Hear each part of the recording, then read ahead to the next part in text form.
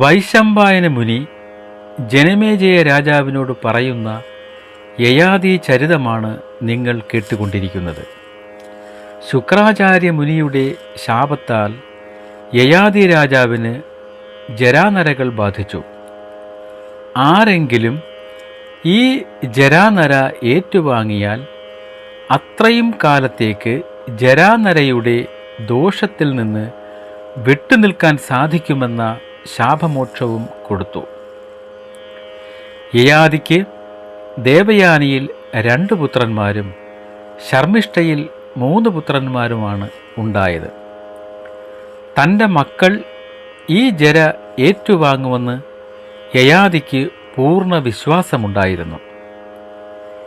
ജരയേൽക്കുന്നവന് രാജ്യവും പിന്നീട് ഭരിക്കാനുള്ള അവകാശവും യയാതി മനസ്സിൽ കുറിച്ചിടുകയും അതിനായി ശുക്രാചാര്യരിൽ നിന്നും സമ്മതം വാങ്ങുകയും ചെയ്തിരുന്നു.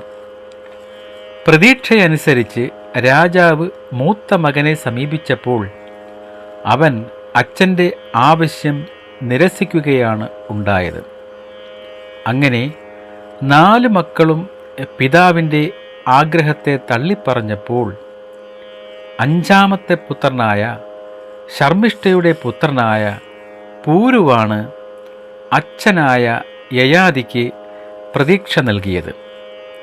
അവൻ അച്ഛൻ്റെ ജരാനര ഏറ്റുവാങ്ങുകയും പകരം തൻ്റെ യൗവനം അച്ഛന് കൊടുക്കുകയും ചെയ്തു. അങ്ങനെ യൗവനം തിരിച്ചു കിട്ടിയ യയാതി വളരെ വർഷം, ഏകദേശം 1000 വർഷത്തോളം സുഖഭോഗങ്ങൾ അനുഭവിച്ചു.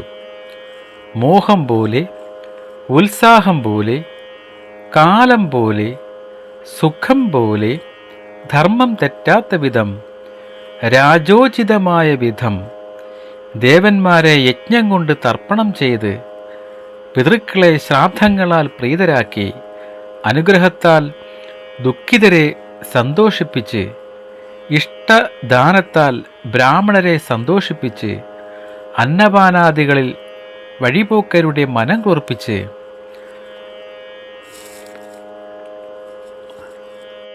അന്നത്താൽ വൈശ്യരെ പ്രീതിപ്പെടുത്തി യയാതി രാജാവ് നന്നായി രാജ്യം ഭരിച്ചു. പാവപ്പെട്ടവരോട് കരുണയും കൊള്ളക്കാരെ അമർച്ച ചെയ്തും ധർമ്മം കൊണ്ട് പ്രജകളെ സംരക്ഷിച്ചും അദ്ദേഹം രാജ്യം ഭരിച്ചു. ദേവയാനിയോടും ശർമ്മിഷ്ഠയോടുമുള്ള ആസക്തി കുറഞ്ഞപ്പോൾ അദ്ദേഹം വിശ്വാജി എന്ന അപ്സരസുമായി പ്രണയത്തിലായി. 1000 വർഷം അദ്ദേഹം അവളുമായി ആനന്ദിച്ച് രമിച്ചു നടന്നു. മേരു പർവ്വതത്തിലും അളകനന്ദയിലും ആ രാജാവ് അപ്സരസുമായി ക്രീഡിച്ചു. ഒടുവിൽ അദ്ദേഹത്തിന് മടുപ്പ് തോന്നി. പൂരുവിനോട് പറഞ്ഞ കാലയളവ് അവസാനിച്ചപ്പോൾ യയാതി പൂരുവിനെ അടുത്തു വിളിച്ചു. അവനോട് ഇപ്രകാരം പറഞ്ഞു: പുത്ര, ഞാൻ ഇഷ്ടം പോലെ, ഉത്സാഹം പോലെ, കാലാനുസരണമായി നിന്റെ യൗവനത്തിൻ്റെ പ്രഭാവത്താൽ സുഖം അനുഭവിച്ചു. കാമാനുഭവത്താൽ കാമത്തെ ശമിപ്പിക്കുവാൻ കഴിയില്ലെന്നു ഞാൻ അനുഭവത്തിൽ നിന്നും മനസ്സിലാക്കി. നെയ്യൊഴിക്കുന്തോറും അഗ്നി വർദ്ധിക്കുകയല്ലാതെ അത് അടങ്ങാത്തതുപോലെ സുഖാനുഭവം കൊണ്ട് സുഖം മതിയാകുന്നതല്ലെന്നും അറിഞ്ഞു. ലോകത്തിലുള്ള സകല സ്വർണവും സകല സുന്ദരികളും സകല ഗോധനവും ഒരാളുടെ സുഖാസക്തി നശിപ്പിക്കുവാൻ പോരാ എന്നുള്ള പരമാർത്ഥം ഞാൻ മനസ്സിലാക്കി. അതുകൊണ്ട് തൃഷ്ണയെ നശിപ്പിക്കുകയാണ് വേണ്ടത്.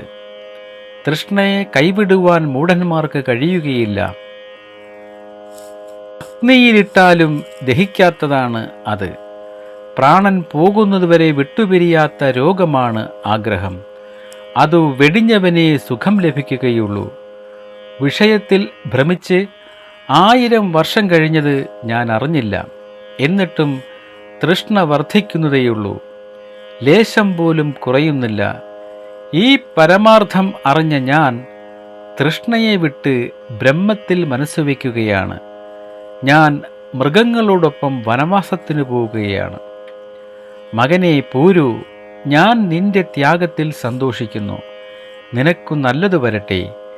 യൗവനം എൻ്റെ കയ്യിൽ നിന്നും തിരികെ വാങ്ങുക. ഈ രാജ്യവും നീ എന്നിൽ നിന്നും സ്വീകരിക്കുക. നീ എൻ്റെ പ്രിയപ്പെട്ട പുത്രനാണ്. ഇത്രയും പറഞ്ഞ് യയാതി പൂരുവിന് യൗവനം തിരികെ കൊടുത്തിട്ട് ജരാനര ഏറ്റുവാങ്ങി തപസ്സിനായി കാട്ടിലേക്ക് പോയി.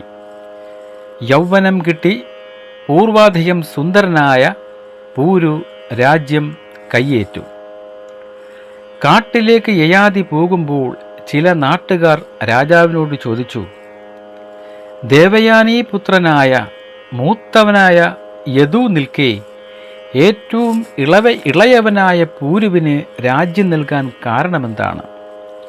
യദു, തുർവസു, ദ്രൂഹു, അനു ഇവർ കഴിഞ്ഞല്ലേ പൂരുവിന് സ്ഥാനം? ജ്യേഷ്ഠന്മാരെ പിന്തള്ളി രാജ്യത്തിന് എങ്ങനെ അർഹനായി? അങ്ങ് ധർമ്മം പാലിക്കുന്ന രാജാവല്ലേ? അറിയുവാൻ ചോദിക്കുന്നതാണ്. നാട്ടുകാരുടെ ചോദ്യം കേട്ടിട്ട് യയാതി ഇപ്രകാരം മറുപടി പറഞ്ഞു. ജ്യേഷ്ഠന്മാർക്ക് രാജ്യം കൊടുക്കാതിരിക്കാനുള്ള കാരണം പറയാം.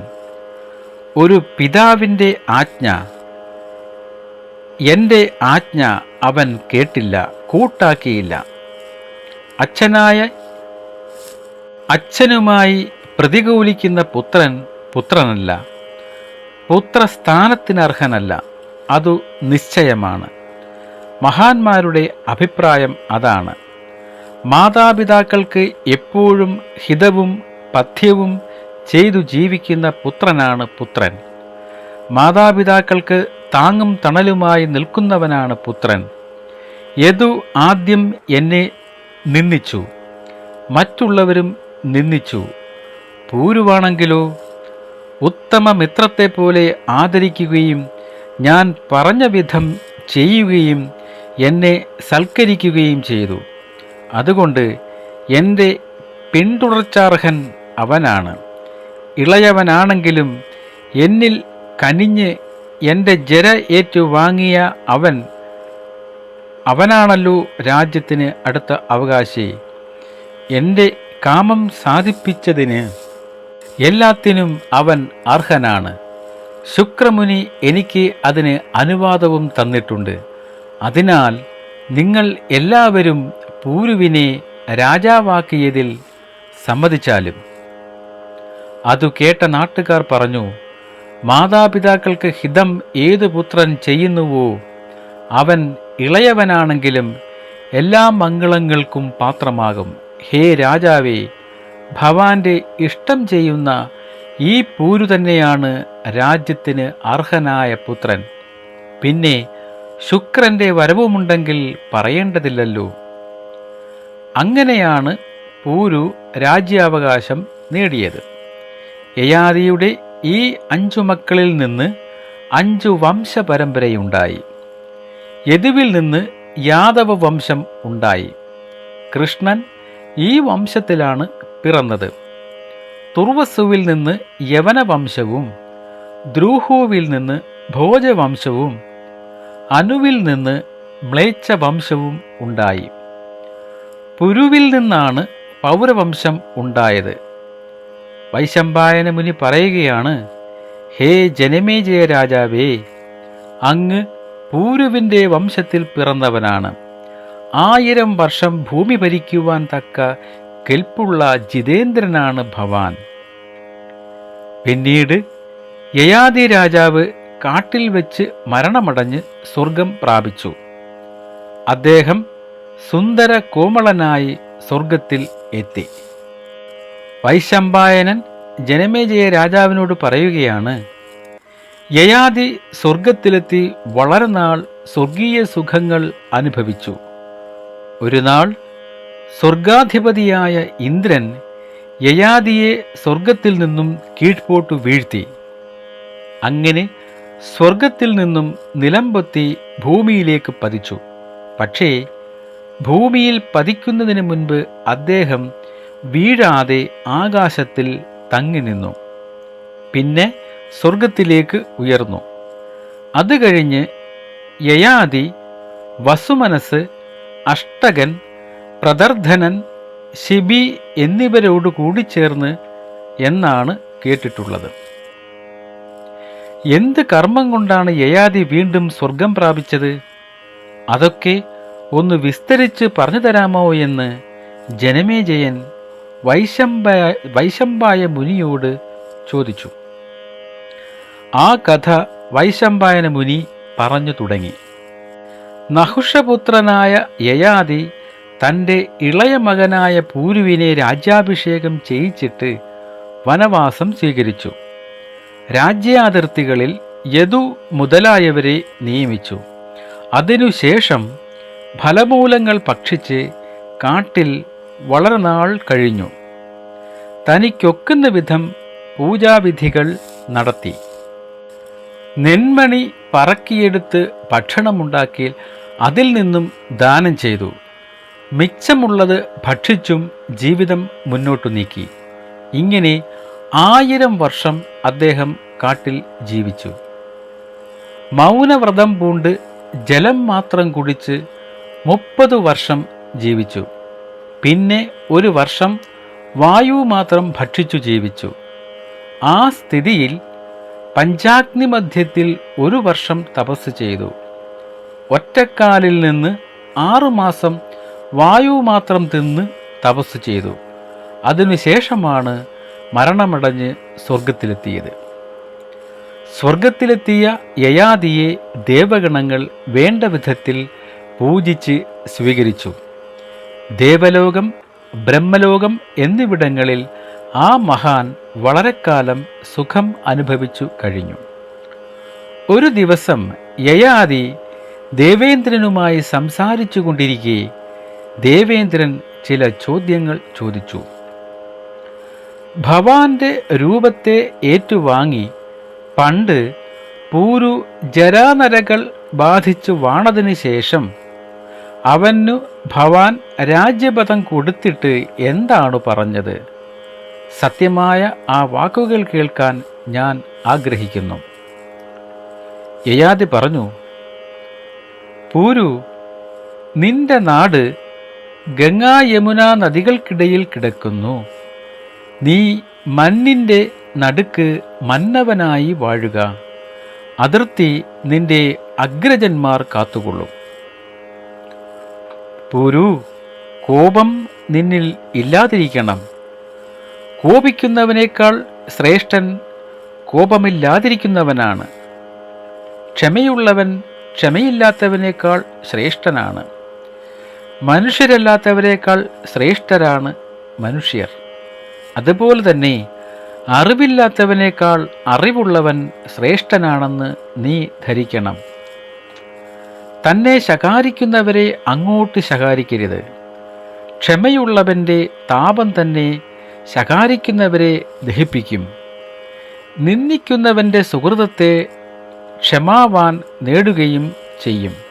മർമ്മത്തിൽ കുത്തുന്ന മാതിരിയുള്ള ക്രൂരമായ വാക്ക് ആരോടും പ്രയോഗിക്കരുത്.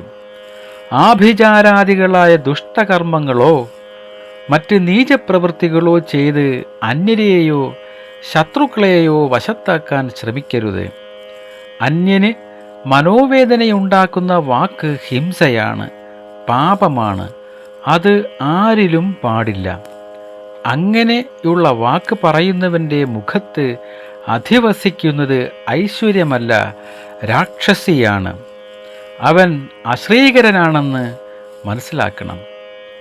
മുന്നിലും പിന്നിലും സജ്ജനങ്ങളാൽ പൂജിതനായി സജ്ജനങ്ങളായി രക്ഷിക്കപ്പെട്ടു ജീവിക്കണം.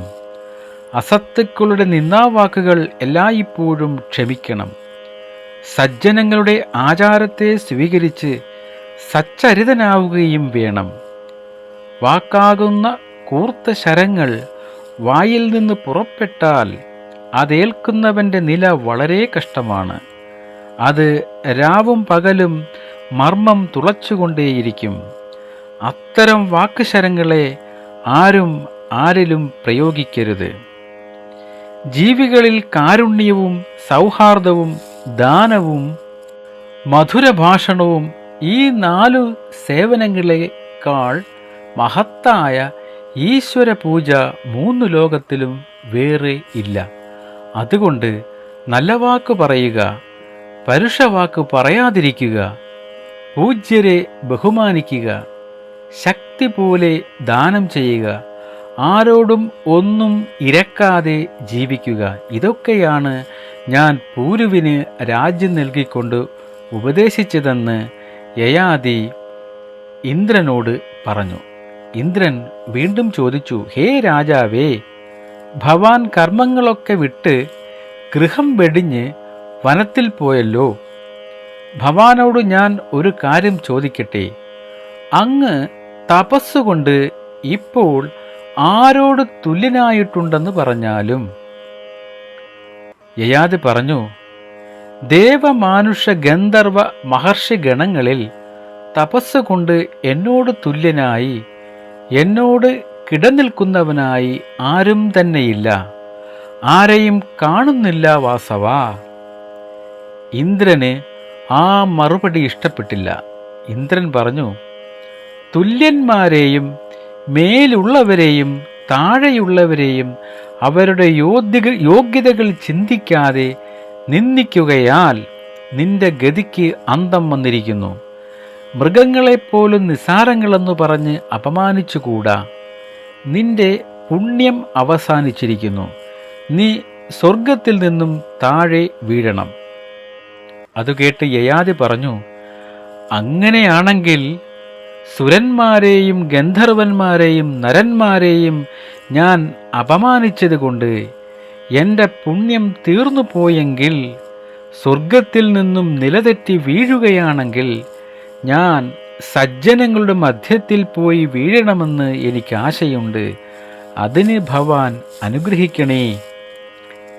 ഇന്ദ്രൻ പറഞ്ഞു, ഭവാന്റെ ആഗ്രഹം അങ്ങനെയാണെങ്കിൽ സത്തുക്കളുടെ മധ്യത്തിൽ ഭവാൻ ചെന്നു വീഴും. പിന്നെയും ഭവാന് ഉന്നതമായ ഒരു നില സിദ്ധിക്കുകയും ചെയ്യും. സംഭവങ്ങളുടെ സൂക്ഷ്മസ്ഥിതി മനസ്സിലാക്കി നീ മേലാൽ സമന്മാരെയും ഉത്തമന്മാരെയും നിന്ദിക്കരുത്. ക്ഷണമാത്രയിൽ യയാതി ദേവലോകം വിട്ട് താഴേക്ക് പതിച്ചു. വീഴുമ്പോൾ ധർമ്മരക്ഷയ്ക്കിരിക്കുന്ന മഹർഷിയായ അഷ്ടകൻ യയാതിയെ കണ്ടു. അഷ്ടകൻ ചോദിച്ചു, ഹേ ഭവാൻ ആരാണ്?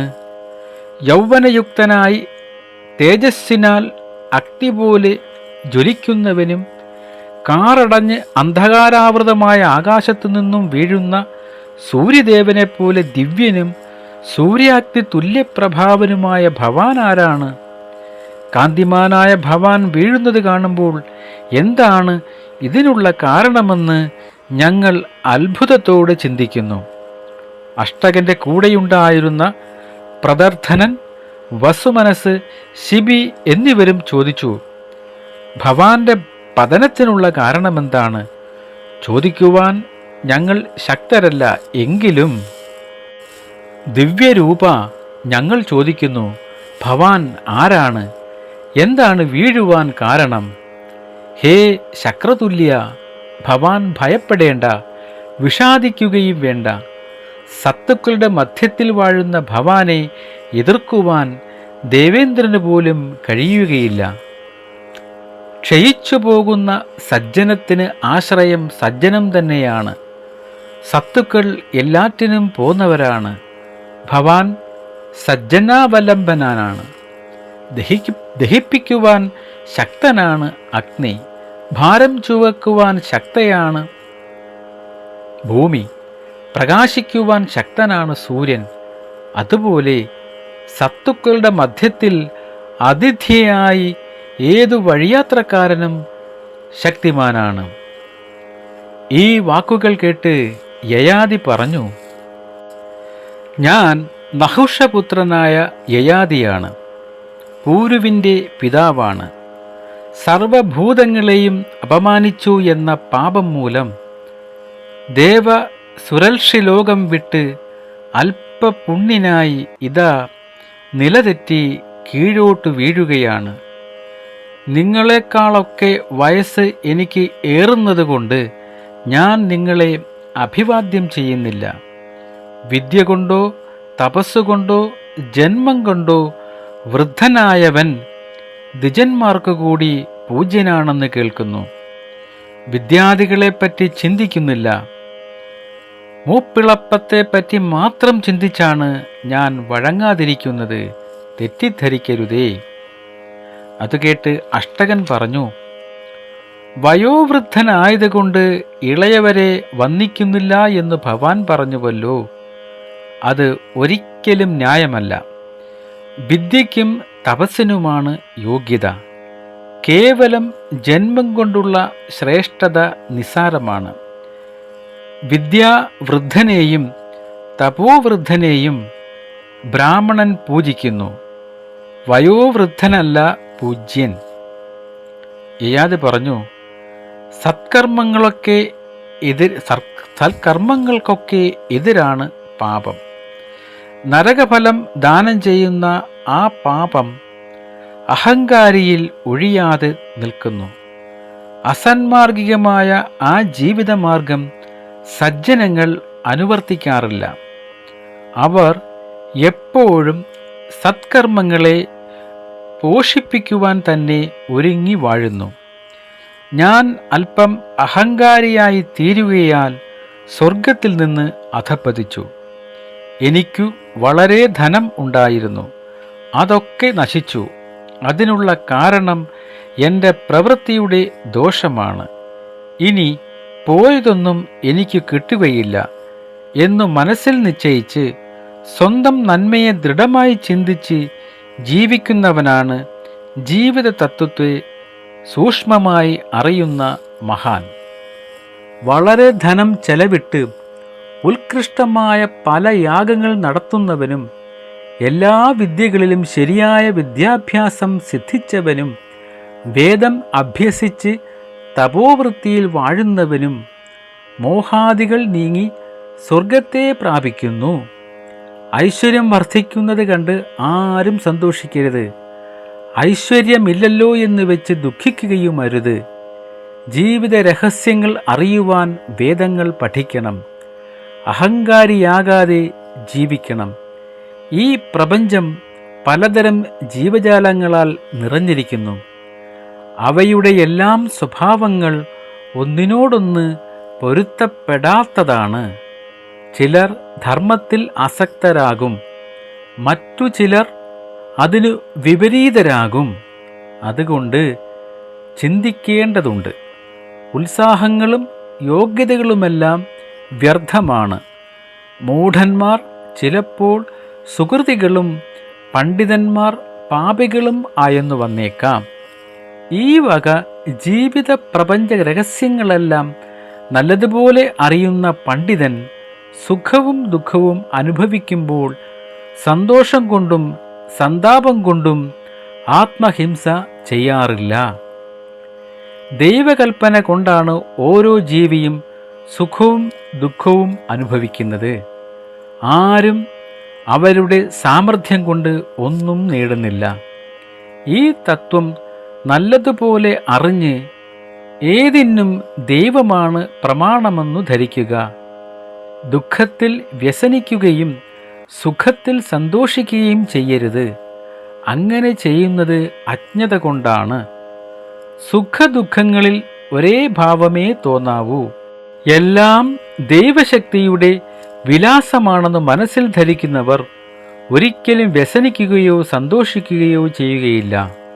ലോകത്തിൽ ദൈവം എന്നെ എന്തൊക്കെ അനുഭവിക്കുവാനായിട്ടാണോ സൃഷ്ടിച്ചിരിക്കുന്നത് അതൊക്കെ എങ്ങനെയായാലും അനുഭവിക്കാതിരിക്കുകയില്ല. അതുകൊണ്ട് എടോ അഷ്ടക, ഭയം എന്ന വികാരത്തിൽ എൻ്റെ മനസ്സ് മങ്ങിപ്പോവുകയില്ല. മനസ്സുകൊണ്ട് ഒരു സന്താപവും എന്നിലില്ല. ലോകത്തിലുണ്ടായിട്ടുള്ള സ്വേദജങ്ങളും അണ്ടജങ്ങളും തരുലതാദികളും ഇഴജന്തുക്കളും കൃമികളും മത്സ്യങ്ങളും അപ്രകാരം തന്നെ കല്ലും മണ്ണും പുല്ലും മരവും എന്നു വേണ്ട പ്രപഞ്ചത്തിലെ സകല വസ്തുവും ഭാഗ്യം ക്ഷയിക്കുമ്പോൾ താന്താങ്ങളുടെ പ്രകൃതിയെ പ്രാപിക്കുന്നു, ബ്രഹ്മത്തിൽ ലയിക്കുന്നു. എടോ അഷ്ടക, സുഖവും ദുഃഖവും നിത്യങ്ങളല്ലെന്നു ഞാൻ മനസ്സിലാക്കിയിരിക്കുന്നു. പിന്നെ ഞാൻ വ്യസനിക്കുന്നതുകൊണ്ട് എന്ത് കാര്യം? ഞാൻ എന്തു ചെയ്യണം? എന്തു ചെയ്താൽ പാപം വരുന്നതല്ല?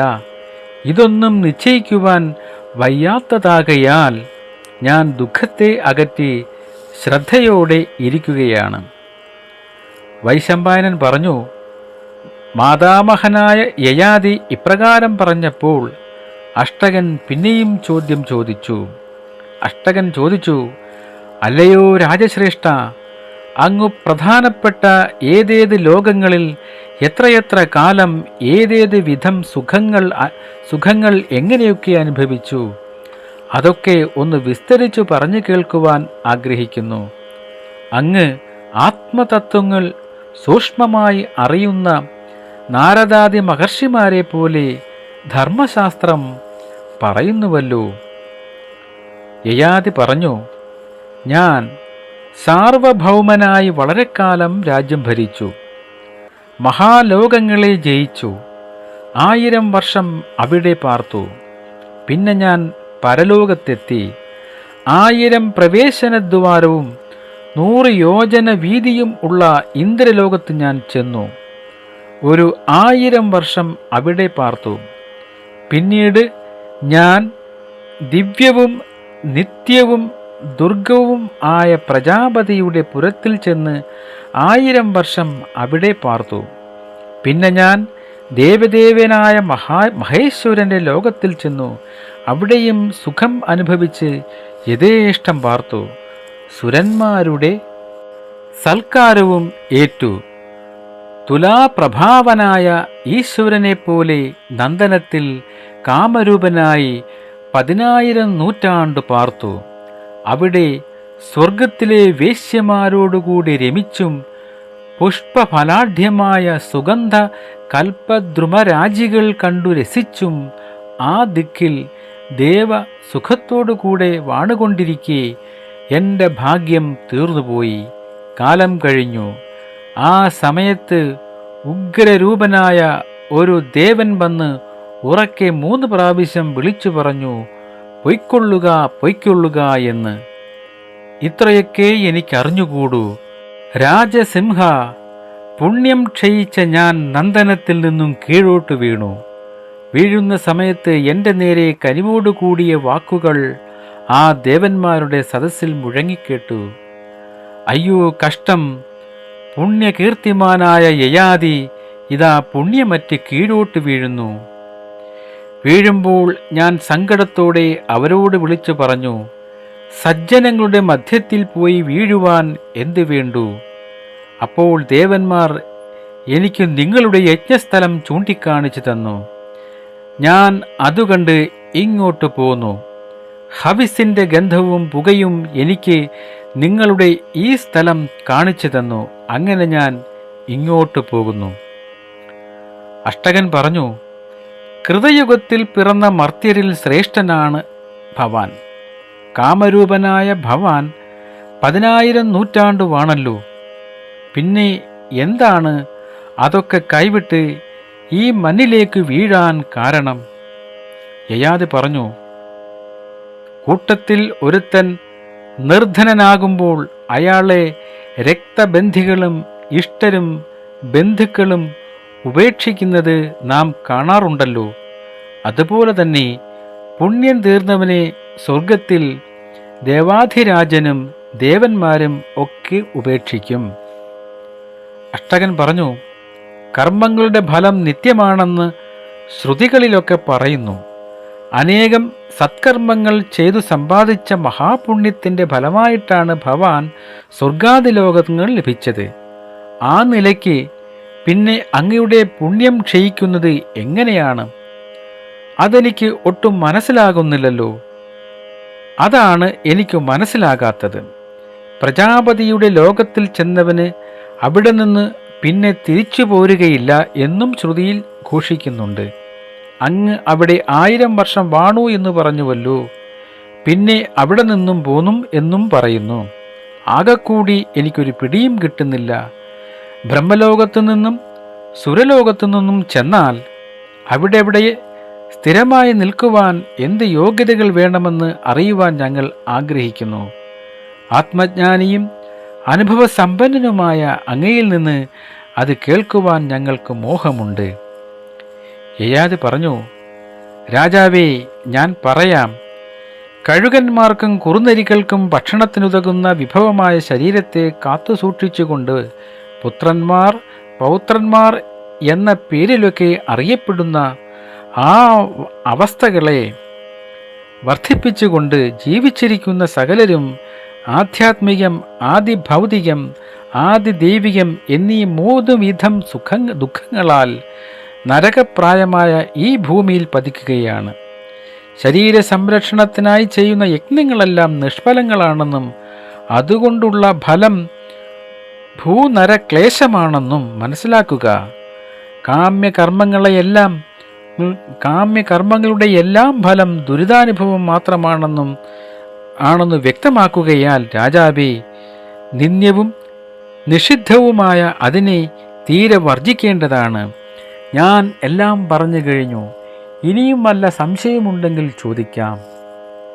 അഷ്ടകൻ പറഞ്ഞു, ദേഹം കഴുകനും കുറുക്കനും തിന്നുന്നുവെങ്കിൽ പിന്നെ മനുഷ്യന് ശരീരമില്ലാതാകുന്നു, അവൻ്റെ രൂപവും അതോടൊപ്പം ഇല്ലാതാകുന്നു. പിന്നെ മറ്റൊരു ദേഹത്തോടുകൂടി എങ്ങനെയാണ് വീണ്ടും ആവിർഭവിക്കുന്നത്? ഭൂമിയിലുള്ള നരകം ഏതാണ്? യയാതി പറഞ്ഞു, കഴുകൻ, കുറുനരി മുതലായവർ ദേഹം തിന്ന് ഒടുക്കിയാലും ആത്മാവിന് നാശം സംഭവിക്കുകയില്ല. ആത്മാവിനെ തിന്നുവാനും നശിപ്പിക്കുവാനും ആർക്കും കഴിയുകയില്ല. ഒരു ദേഹം നശിച്ചാൽ ദേഹി വീണ്ടും മറ്റൊരു ശരീരം ഏറ്റെടുക്കുവാൻ മറ്റൊരു യോനിയെ പ്രാപിക്കുമെന്നാണ് ശ്രുതിവാക്യം. ആത്മാവ് മാതാവിൻ്റെ ഉദരത്തിൽ വർദ്ധിച്ചുകൊണ്ടിരിക്കുന്ന ദേഹത്തെ പ്രാപിച്ച് പ്രസവിക്കുന്നതുവരെ ലോകർക്ക് പ്രത്യക്ഷനാകാതെ ലോകത്തിൽ അങ്ങുമിങ്ങും സഞ്ചരിക്കുന്നു. ഭൗമ എന്ന് പറയുന്ന നരകം ആ സഞ്ചാരകാലമാണ്. എത്ര കാലം അങ്ങനെ സഞ്ചരിക്കേണ്ടി വരുമെന്നോ, കർമ്മഭൂമിയെ പ്രാപിച്ച് നന്മയ്ക്ക് വേണ്ടി എന്തു ചെയ്യണമെന്നോ ആത്മാവിന് അപ്പോൾ ബോധം ഉണ്ടായിരിക്കുകയില്ല. അതുകൊണ്ട് അജ്ഞാതഹേതുവായ ഈ ലോകം തന്നെയാണ് നരകം എന്നു ധരിച്ചാലും 60,000 80,000 വർഷം സ്വർഗത്തിൽ വാണാലും അധഃപതനം കൂടാതെ കഴിയുകയില്ല. അങ്ങനെ ഭൂമിയിൽ പതിക്കുന്ന ആത്മാക്കളെ ഭൂമിയിലുള്ള ഭയങ്കരന്മാരായ രാക്ഷസന്മാർ കൂർത്ത ദംഷ്ട്രകൾ കൊണ്ട് കടിച്ച് ചീന്തി ഇഴയ്ക്കുന്നു. അഷ്ടകൻ പറഞ്ഞു, സ്വർഗത്തിൽ നിന്ന് വീഴുന്ന അവരെ ഭൗമരാക്ഷസന്മാർ എന്തു പാപം കൊണ്ടാണ് വലിച്ചിഴയ്ക്കുന്നത്? അവർ എന്തുകൊണ്ട് ചിന്നിച്ചിതറിപ്പോകുന്നില്ല? അവർക്ക് ഇന്ദ്രിയങ്ങളോടുകൂടിയ അവസ്ഥ എങ്ങനെയാണ് പിന്നെ ഉണ്ടാകുന്നത്? അവർ പിന്നെ എങ്ങനെ ഗർഭസ്ഥനാകും? യയാതി പറഞ്ഞു, സ്വർഗത്തിൽ നിന്നും പതിച്ച് പുനർഭവിക്കുന്നതിൻ്റെ വിധം ശ്രുതികളിൽ പറഞ്ഞിട്ടുണ്ട്. അതു ഞാൻ പറയാം. അസ്ത്രം എന്നാൽ സന്താപാശ്രു എന്നാണ് അർത്ഥം. ദേഹകാരണമായ ഭൂതസൂക്ഷ്മങ്ങളിൽ എപ്പോഴും സ്ഥിതി ചെയ്യുന്നു. സ്വർഗത്തിൽ നിന്നും കീഴ്പോട്ടു വീഴുന്ന ആത്മാവിന് ദുഃഖം നിമിത്തം ശരീരം ജലമയമാകും. അങ്ങനെ ജലമയമായ ദേഹം ബീജമായ രേതസ് പുഷ്പഫലാന്യായമനുസരിച്ച് ജീവനായി മാറുന്നു. ഭൂതസൂക്ഷ്മങ്ങളാൽ മൂടപ്പെട്ട ആ ജീവൻ സ്ത്രീയുടെ ഗർഭാശയത്തിൽ പ്രവേശിച്ച് ഗർഭമായിത്തീരുന്നു. അസ്ത്രം ഭൂമി മുതലായ പഞ്ചഭൂതങ്ങളോടുകൂടി യഥാക്രമം സമ്മേളിച്ച് വൃക്ഷലതാദികളെ പ്രാപിച്ച് പിന്നെ പശു മുതലായ ജീവികളിലും മനുഷ്യരിലും പക്ഷികളിലും ചേർന്ന് ഗർഭത്തിലെത്തുന്നു. അഷ്ടകൻ പറഞ്ഞു, രാജാവേ, ഞാൻ സംശയം കൊണ്ട് ചോദിക്കുകയാണ്. വീണ്ടും ജന്മമെടുക്കുവാൻ മാതാവിൻ്റെ ഗർഭത്തെ പ്രാപിക്കുന്ന ജീവൻ കേവല ജീവരൂപമായിട്ടാണോ അതോ മറ്റേതെങ്കിലും രൂപത്തെ പ്രാപിച്ചിട്ടാണോ എന്നറിഞ്ഞാൽ കൊള്ളാം. പിന്നെയും ചോദിക്കുന്നു, ദേഹമാറ്റവും വളർച്ചയും കണ്ണ്, കാത്, ബുദ്ധി മുതലായവയുമൊക്കെ എങ്ങനെയുണ്ടാകുന്നു? ആത്മജ്ഞാനിയായ ഭവാനിൽ നിന്ന് എല്ലാം ഗ്രഹിക്കുവാൻ ഞങ്ങൾ ആഗ്രഹിക്കുന്നു. യയാതി പറഞ്ഞു, പറയാം, ശ്രദ്ധാപൂർവം കേൾക്കുക. പഞ്ച പ്രാണ മനോബുദ്ധ്യാദികളുടെ സൂക്ഷ്മാംശങ്ങളോടുകൂടിയ ജീവവായു, വാസനാമൂലകമായ കർമ്മ സമവായത്തോടുകൂടിയ പുതിയ ഒരു ദേഹം അങ്കുരിക്കുവാൻ സമർത്ഥമായ തേജോരൂപമായ ജലം സംഗ്രഹിച്ച് ആർത്തവകാലത്തിൽ സ്ത്രീയുടെ ഗർഭാശയത്തെ പ്രാപിക്കുന്നു.